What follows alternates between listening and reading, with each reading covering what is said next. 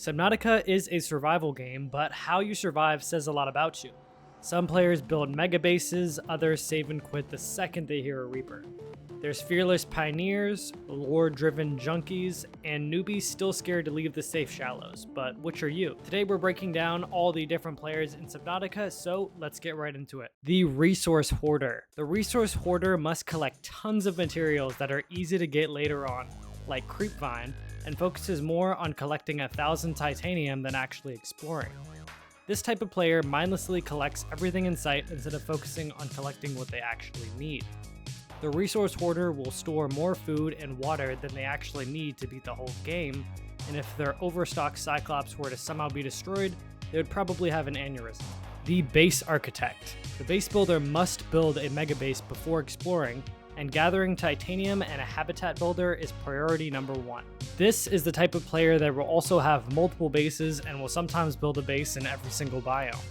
They also have multiple floors that all serve the same purpose, just because they want a base so big that it needs a nuclear reactor to power it. By the time the game's almost over, they've gathered every outcrop and have to venture to the lava zone with a prawn suit just for more titanium. The Aquarium Lover. The Aquarium Lover makes sure that the biggest part of their base is the alien containment housing all of their precious alien fish. This player has traveled the entire map just to make sure they have at least one of every species of fauna. Their aquarium is practically overflowing, and there are so many fish you can't even see everything inside the aquarium. They also lost their minds and decided that leviathans would make great pets. The Speedrunner. The Speedrunner skips every cutscene and PDA entry and flies through the game as fast as humanly possible. They don't build bases unless they need temporary storage, and they know where to find every fragment. This kind of player only collects essential fragments like a Sea Glide, Habitat Builder, and Neptune Rocket, and almost every other fragment gets skipped. The only reason a speedrunner even builds the Cyclops submarine is for parts to build the Neptune rocket. The Modder. The Modder will install every possible mod to change up the feel of their favorite survival game. The mods this player uses can range from simple quality of life mods that enhance vanilla gameplay, all the way to game-changing mods to completely change the feel of Subnautica. If they beat the game enough times, they will also add mods that change the story so they can keep the game feeling fresh. Modders will add weapons that make the game easier but spawn in an extra 100 leviathans randomly that they have to deal with. And sometimes these players just completely randomize everything about the run just for the hell of it. Then there's the Logger. The Logger has to scan literally every object in sight, and the scanner never leaves their hand. They will try to scan everything even if it's obvious it can't be scanned, and they will usually keep nothing in their inventory since they're always vulnerable while scanning. This type of player scans useless information like plants and rocks, and thinks that everything you scan could be another blueprint fragment. The most brave yet stupid quality of the Logger is that they have to scan all of the leviathans for the PDA entry even if it kills them. The Lore Hunter.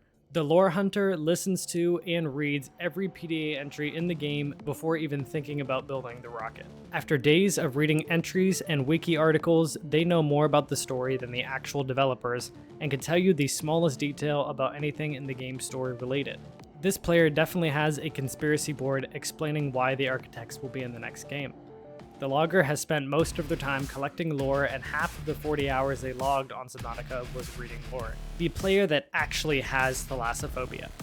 This player will save and quit from hearing a Reaper in the distance and will never consider going to the dunes, mountains, and crash zone. The thalassophobiac hates the blood kelp zones, sparse reef, and the grand reef because of the lower visibility and the eeriness. Once this player gathers the necessary fragments, they never return to anywhere besides the safe shallows and islands.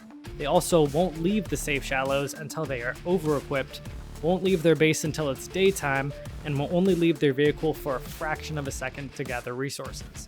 This player is actually scared of the ocean and thinks Subnautica is scarier than any horror game.